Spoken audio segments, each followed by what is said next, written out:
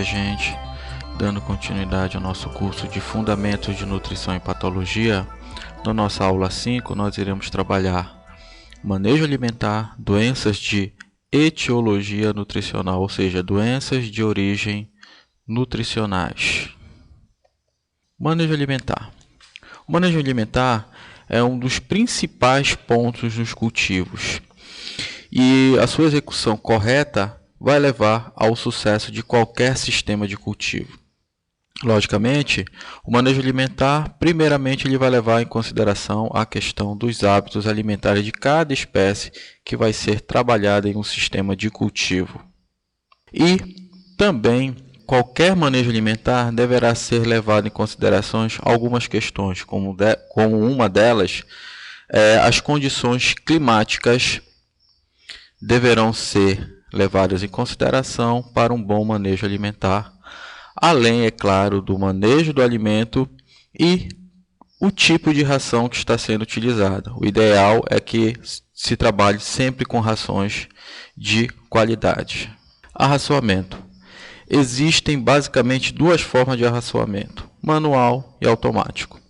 O manual geralmente é utilizado em cultivos menores ou em regiões onde o custo de mão de obra é baixo. Este manejo manual ele vai ser feito por quem? Por um funcionário que vai jogar a ração a lanço. Qual é a vantagem da utilização de arraçoamento manual? É que ele vai permitir que se observe a reação dos organismos que estão sendo alimentados, no caso aqui nós estamos falando de peixe, e inferir sobre o estado de saúde desses animais. De que forma? Vendo se esses animais estão se alimentando de forma correta. Além do que? Do uso de rações flutuantes. Quando se usa rações flutuantes, a gente vai ter possibilidade de ajustar melhor os níveis de arraçoamento, minimizando as perdas. Ou seja, é feito todo um cálculo da quantidade de alimento que é necessário para se colocar em determinado viveiro. Só que aí, dependendo de alguns fatores, por exemplo, como na biometria, por alguma falha nas amostragens, pode ser que tenha sido calculado rações a mais daquilo que era necessário para se alimentar aqueles peixes. E aí, com as observações diárias, pode ser feitos ajustes, evitando perdas de alimento pelo uso inadequado de quantidade de rações. Arraçoamento automático é bastante aplicado em grandes operações. Geralmente, a gente visualiza este sistema de arraçoamento em locais em que os viveiros sejam muito grandes, ou então, como cultivos de camarões, a gente consegue observar esse tipo de sistema de alimentação. Ele pode ser utilizado de duas formas. Pode ser utilizado dois tipos de alimentadores, os automáticos e os de demanda. Os automáticos, eles possuem um mecanismo de relógio, que nós chamamos de timer. E aí, através de uma ação mecânica ou elétrica, eles são acionados e é colocada a ração dentro dos viveiros. São programados para distribuir diferentes quantidades de rações em cada refeição, para um determinado número de refeições por dia. Por exemplo, quando se trabalha com camarões, geralmente é programado 3 alimentações por dia. Uma no início da manhã, geralmente das 6 até as 7 horas da manhã é feito o primeiro arraçoamento do dia. De meio-dia até 1 hora da tarde é feito o segundo arraçoamento do dia. E a partir das 5 horas da tarde é feito o terceiro arraçoamento em sistema de criação de camarões. De peixes não, uma é feito no início da manhã e outra lá no final da tarde, lá pelas 4h30, 5 horas da tarde é feito a segunda alimentação do dia. Se a quantidade de ração fornecida for excessiva, nós iremos ter inevitavelmente perda de alimento e degradação da qualidade de água. Por quê? O grande problema dos sistemas automáticos é esse, devido não ter essa visualização diária de como é que está sendo o aproveitamento do alimento por parte dos organismos. E aí, o que acaba acontecendo? Como eu vou ter degradação da minha qualidade de água, eu vou ter uma condição que vai se tornar insuficiente para para que aquele organismo se desenvolva melhor. Por exemplo, eu não sei se a quantidade de ração que eu estou colocando é suficiente ou não, ou se é demasiada. Isso acaba causando degradação da qualidade de água e vai afetar diretamente o crescimento desses organismos, que na maioria dos casos a gente visualiza crescimento reduzido dos organismos, fora daquilo que foi planejado.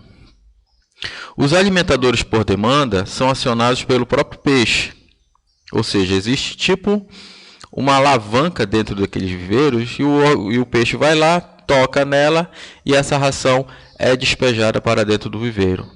Mas o que acontece? Peixes maiores, eles têm a tendência de dominar as áreas de alimentação, que acabam impedindo que peixes de menor porte se alimentem. E isso causa o quê? Crescimento desuniforme dos peixes. E é um dos problemas relacionados com estes alimentadores por demanda. O ideal é que a gente trabalhe com os dois tipos de arraçoamento, o manual e o automático, que aí nós poderemos ter um contato direto com os peixes.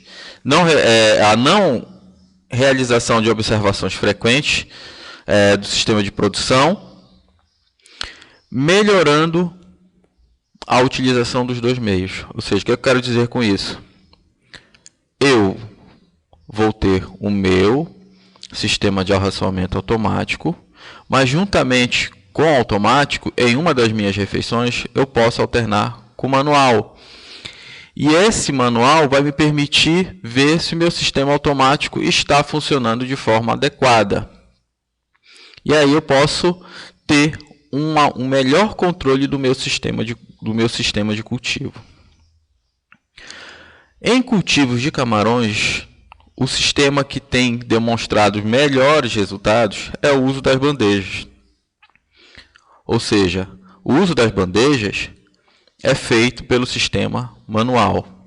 Lá vai ter um funcionário que vai fazer o abastecimento de rações todos os dias e lá ele vai conseguir visualizar se aqueles camarões estão se alimentando corretamente, se a quantidade da ração é suficiente ou se existe algum tipo de problema na alimentação desse organismo. Se tiver, ele vai conseguir observar e os ajustes poderão ser feitos mais rapidamente. As bandejas, elas apresentam alta densidade devido às suas características. Não vamos esquecer que as rações que são utilizadas para camarões são rações peletizadas. E aí a tendência é que elas afundem. E para que elas afundem de forma correta, as bandejas também precisam ter uma determinada densidade para que este alimento chegue ao fundo, possibilitando que os camarões cheguem a esta estrutura e consigam se alimentar. Elas são distribuídas no viveiro de acordo com a densidade de camarões. Geralmente existe uma padronização entre uma e outra, observando as carciniculturas, logicamente dependendo do tamanho, elas ficam distribuídas, espaçadas entre uma e outra de 3 em 3 metros, de 5 em 5 metros. Mas isso vai depender da quantidade de camarão que está sendo povoado naquele viveiro.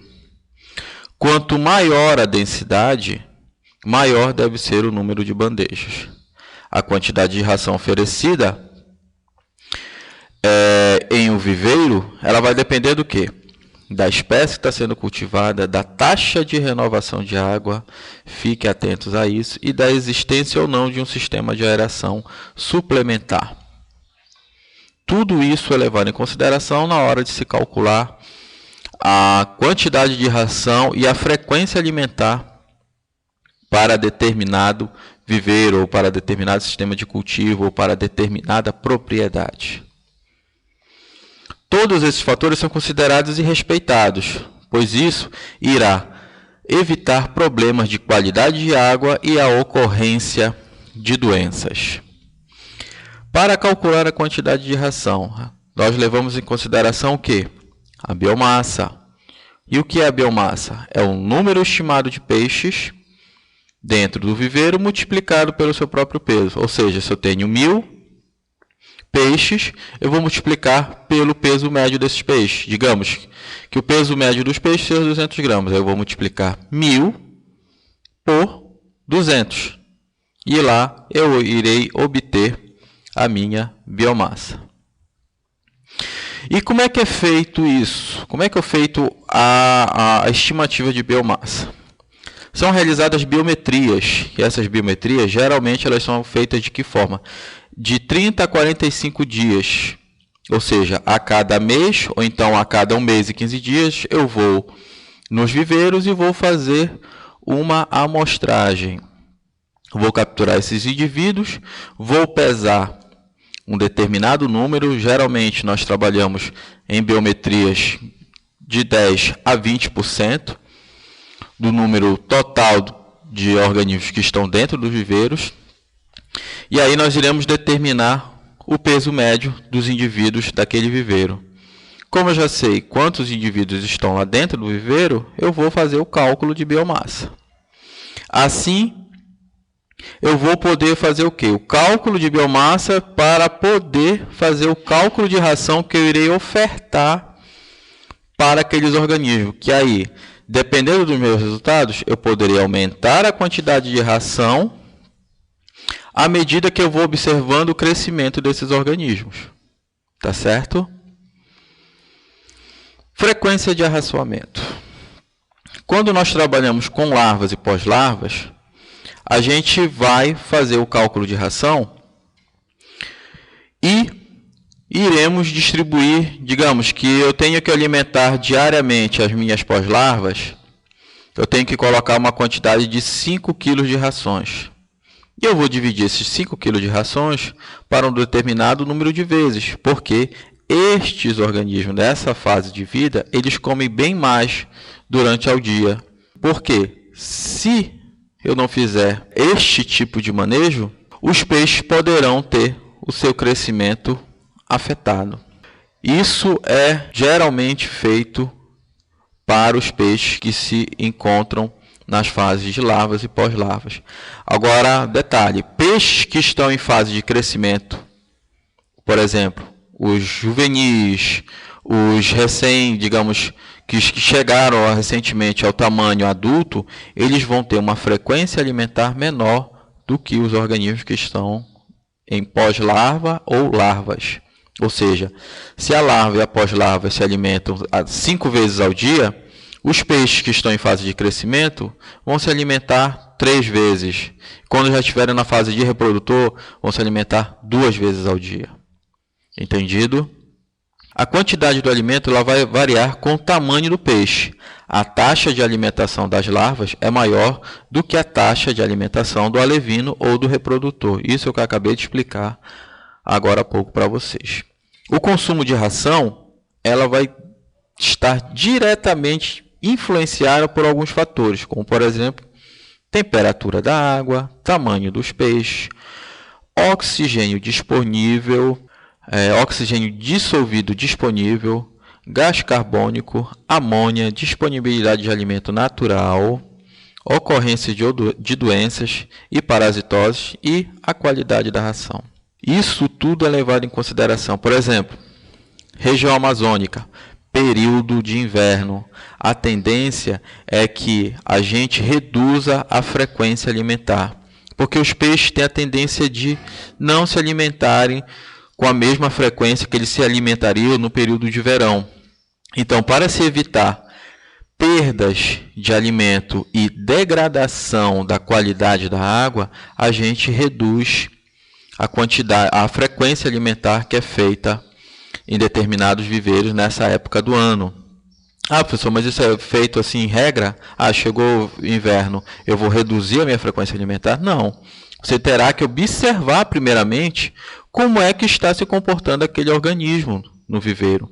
Se observar que ele não está se alimentando nas primeiras horas do dia, a frequência alimentar dele está mais para o período da tarde, então eu deixo de alimentá-lo pela parte da manhã e alimento somente pela parte da tarde. Isso irá evitar problemas com a minha qualidade da água e perdas com a quantidade com rações. Os camarões marinhos, geralmente a gente vai alimentá-los 3 vezes ao dia. Tá? Isso quando a gente está falando de animais naquela idade de produtores. Ou, dependendo da situação e a gente observar que a demanda está maior, é feito até 5 vezes ao dia. Mas, normalmente, é feita a alimentação 3 vezes ao dia. Na alimentação, a gente tem que levar em consideração algumas situações. Por exemplo, sempre alimentar no mesmo horário.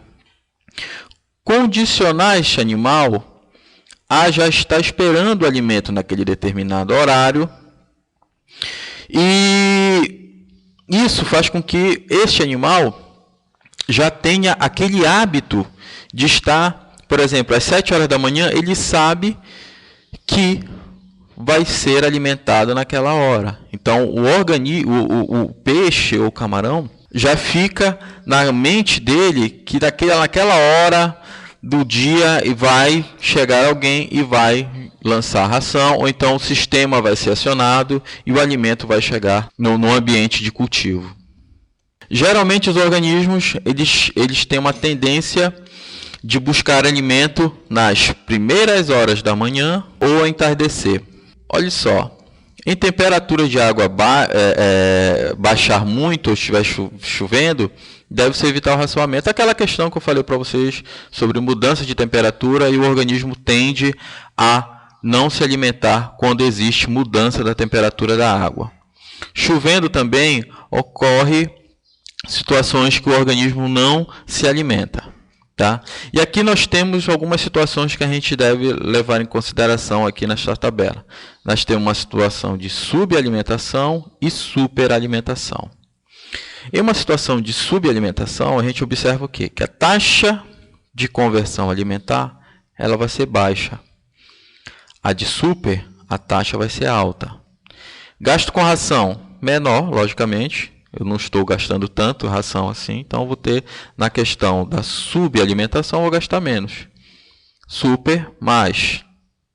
Taxa de crescimento vão ser baixas em ambas. Aí a pessoa, mas por que isso?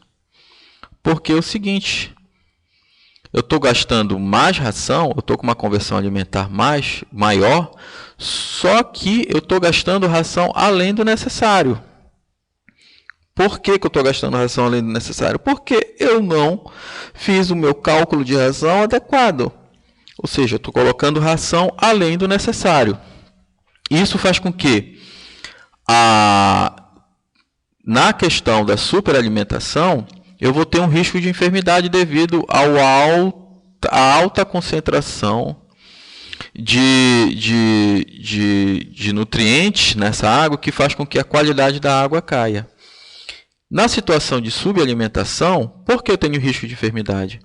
Porque os alimentos vão estar com baixa resistência devido a estarem sendo mal alimentados e eles vão estar mais susceptíveis a doenças. E aí o que acontece? Uma situação de subalimentação, a eutrofização vai ter baixo risco de ocorrência. No entanto, a superalimentação devido à alta concentração de nutrientes vai ser altíssima. E isso acaba levando a situações de risco a doenças.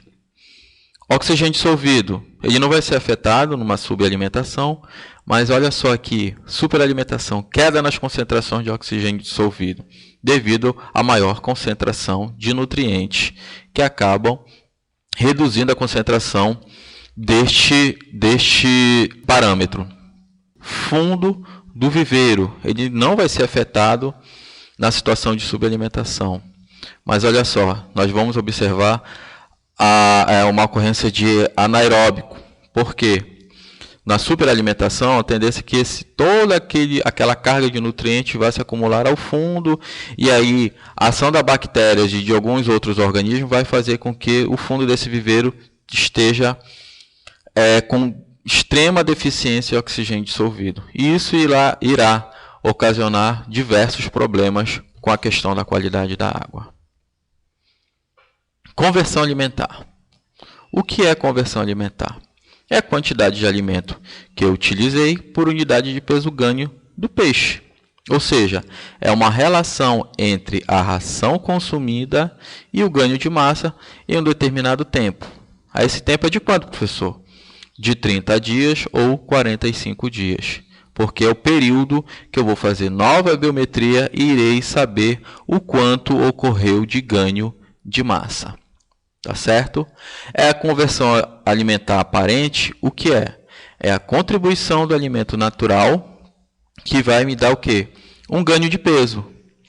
Só que esse ganho de peso, ele é devido à incorporação, além deste alimento natural, a incorporação de água no organismo do animal. E aí nós chamamos de conversão alimentar aparente. Professor, como é que faz isso? Quando se mata o organismo, faz-se a retirada do músculo e já retirando a questão da água que vai ser retirada no momento que a gente faz a filetagem. O índice de conversão alimentar ele pode ser obtido com a seguinte fórmula. Conversão alimentar vai ser igual ao consumo de ração dada em quilos, dividido pelo ganho de peso em quilos. A melhor conversão alimentar é quando este fator aqui tiver o menor número possível. O ideal é que seja o seguinte, o resultado dessa expressão seja 1. Por quê? Que para cada quilo de carne de peixe que eu vou adquirir no meu sistema, eu gastei 1 quilo de ração. É por isso que eu coloquei aqui. Quanto menor a conversão alimentar, melhor vai ser para o meu sistema de cultivo. Ideais, o sonho de qualquer piscicultor é que esse nível fique abaixo de 1, que a minha lucratividade vai ser bem melhor. Qualidade do alimento. Quanto melhor a qualidade do alimento, melhor será a minha conversão alimentar. E aí, um alimento de qualidade, ele tem uma boa palatabilidade, granulometria ideal para determinada fase do organismo que eu estou cultivando. Ele tem uma boa estabilidade na água, entre outros fatores que nós já discutimos em aulas anteriores. Espécie. As respostas diferenciadas quanto à energia gasta em suas atividades também irá influenciar uma boa conversão alimentar. Idade ou tamanho dos peixes. Em mesmas espécies, os jovens têm melhores índices de conversão alimentar. Sexo e reprodução. A conversão alimentar ela pode variar dentro de uma mesma espécie em função do sexo e do período reprodutivo. Disponibilidade e capacidade de aproveitamento de alimento natural. Isso faz com que, quando eu tenho um aumento na disponibilidade de alimento natural, eu tenha menores índices de conversão alimentar, porque eu vou utilizar menos ração. E isso irá me ajudar na minha lucratividade, porque eu irei gastar menos ração e irei estar tendo melhores produtividades por metro quadrado. Qualidade da água. Qualidade da água, nós já sabemos que quanto melhor a qualidade de água, melhores índices eu irei ter. Agora, quando eu tenho baixas concentrações de oxigênio dissolvido, altas concentrações de gás carbônico, eu irei ter o quê? Uma redução no consumo e no aproveitamento do alimento que eu estou disponibilizando no meu sistema de cultivo. Outra situação que deve ser observada é a densidade de estocagem. Normalmente, altas densidades fazem com que eu tenha menores índices de conversão alimentar, tenha que ter o quê? Uma diminuição da disponibilidade de alimento. Ou seja, em altas densidades, eu irei ter que buscar menores índices de conversão alimentar. Só que para eu ofertar uma quantidade melhor de alimento, eu tenho que estar observando a questão da minha degradação alimentar, além, é claro, da possibilidade do uso do alimento natural que pode estar inserido no meu ambiente de cultivo. E isso irá influenciar o quê? Nos maiores índices de arraçoamento que eu irei ter que colocar dentro do meu viveiro. Por quê? Se eu estou trabalhando com maiores densidades e eu quero ter baixos índices de conversão alimentar, eu terei que estar ligado, ou tem que estar atento se existe disponibilidade de alimento natural, porque se não existir disponibilidade de alimento natural, ou seja, baixa disponibilidade de alimento natural, eu irei acabar degradando a minha qualidade de água, porque eu terei que colocar mais rações no ambiente de cultivo. Temperatura da água. Cada espécie ela vai ter uma faixa ótima de desenvolvimento. E aí, quando nós trabalhamos com essa faixa ótima de temperatura, nós poderemos trabalhar melhor o potencial de crescimento desses peixes. Normalmente, peixes tropicais, eles têm esses melhores índices de crescimento com maiores temperaturas. E isso irá influenciar diretamente numa melhora da minha conversão alimentar.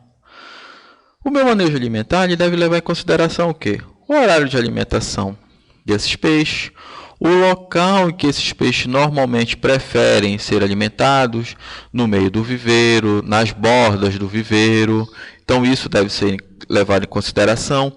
O número de arraçoamentos feitos ao dia, entre outros fatores. Isso influencia diretamente no meu índice de conversão alimentar. Doenças de origem nutricional. Deficiências nutricionais raramente ocorrem no ambiente natural. Por quê? Porque os organismos no seu ambiente natural, eles tendem a buscar organismos que balanceiem a sua alimentação. Ou seja, eles buscam organismos que vão ajudar na sua dieta, uma dieta nutricionalmente balanceada. E aí, o que ele faz? Ele escolhe, dentre os vários organismos que estão presentes no seu ambiente natural, para suprir aquela necessidade que ele está sentindo de alguma falta de um ou outro fator no seu organismo. Por exemplo, estou com fome, ele está sentindo que está deficiente em alguma coisa, ele vai e busca o alimento que ele se sente melhor.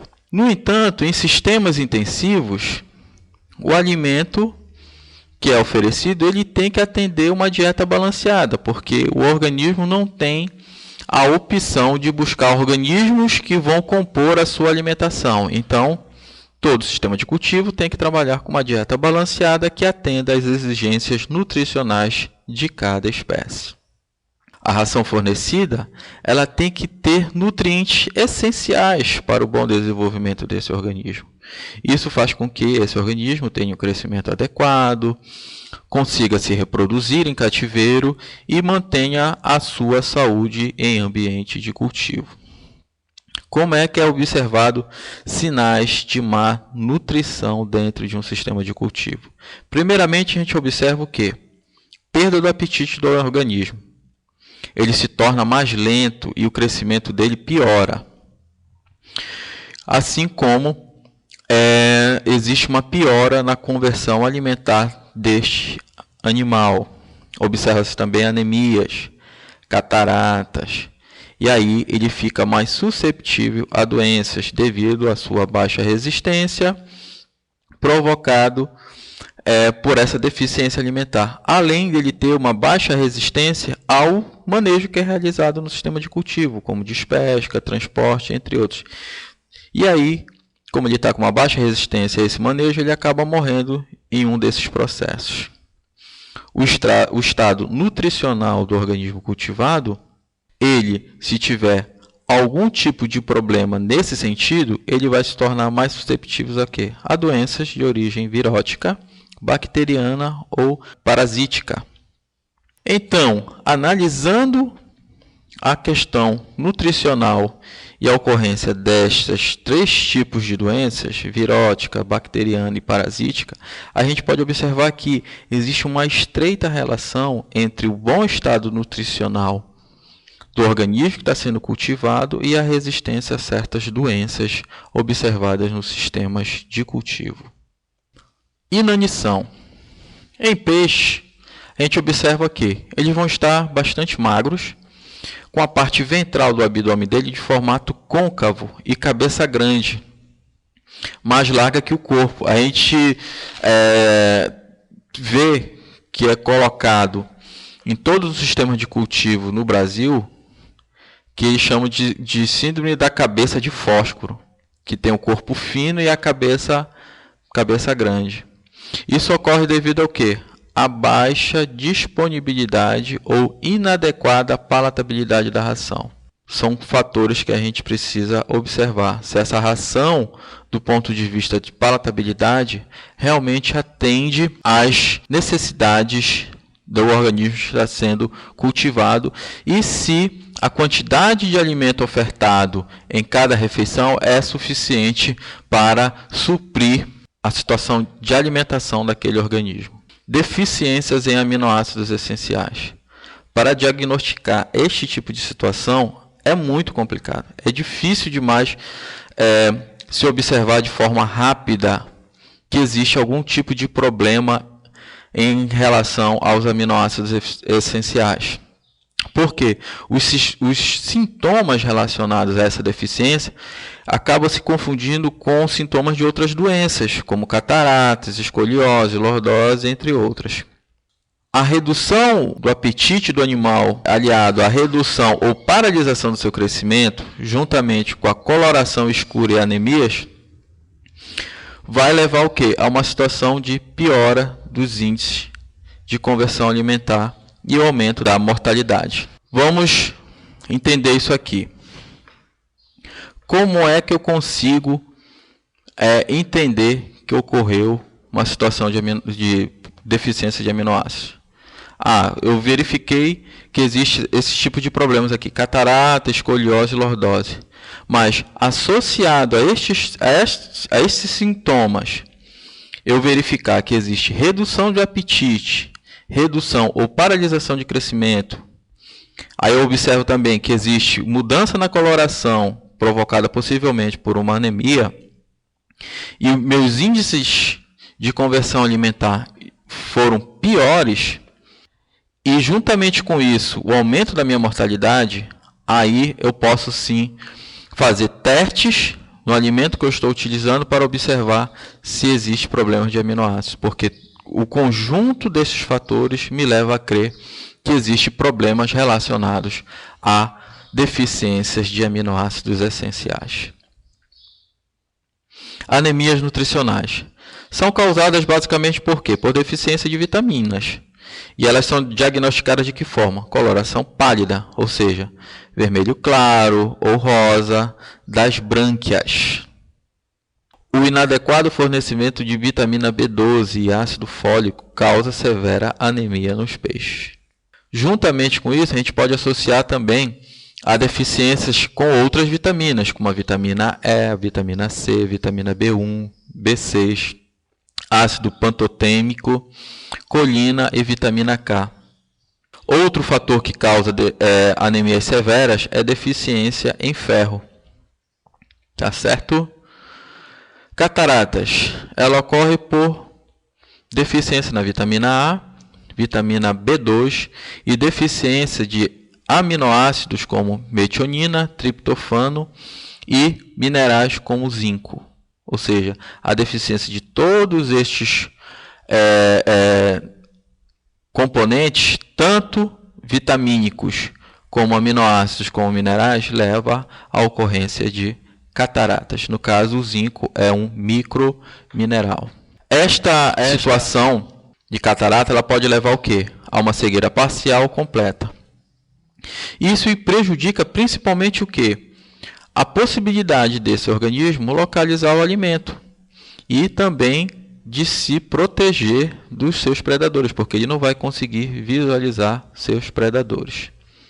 É possível reverter esse caso? Sim, se for identificado rápido e se for feita rapidamente a troca da ração que está com problemas em seus nutrientes. Só que, no entanto, em estágios mais avançados, a catarata ela vai ser irreversível.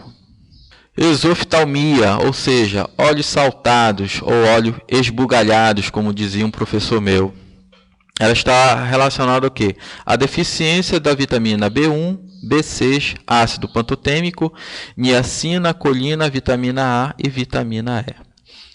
Aqui nós temos uma foto ilustrando um peixe com esta doença, os olhos saltados. Má formação das brânquias. Ela está relacionada ao quê? A deficiência do ácido pantotêmico ou do ácido fólico e da biotina. Os indivíduos com essa doença, o que acontece? Eles apresentam o engrossamento do epitélio branquial. Esse engrossamento ele vai causar o quê? Que todos os filamentos dessa brânquia, eles acabam se fundindo. Isso vai causar problemas severos. E a severidade desse processo de fusão leva até morte por asfixia, mesmo em situações em que existem elevados índices de oxigênio dissolvido. A observação diária em sistemas de cultivo se faz necessária, principalmente quando a gente observa a morte.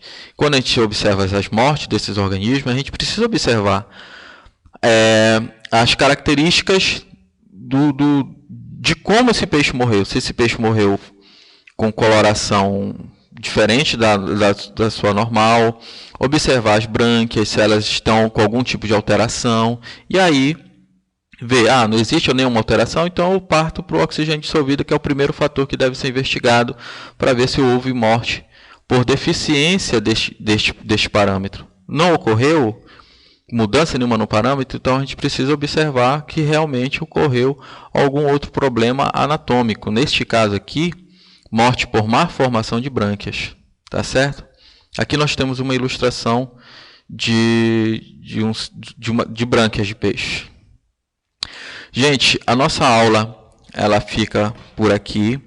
Acessem a plataforma que eu irei disponibilizar algumas atividades da aula relacionada da nossa aula de hoje. Desejo a vocês um bom estudo e qualquer dúvida nós iremos discutir na plataforma, tá certo? Até a próxima aula e até mais.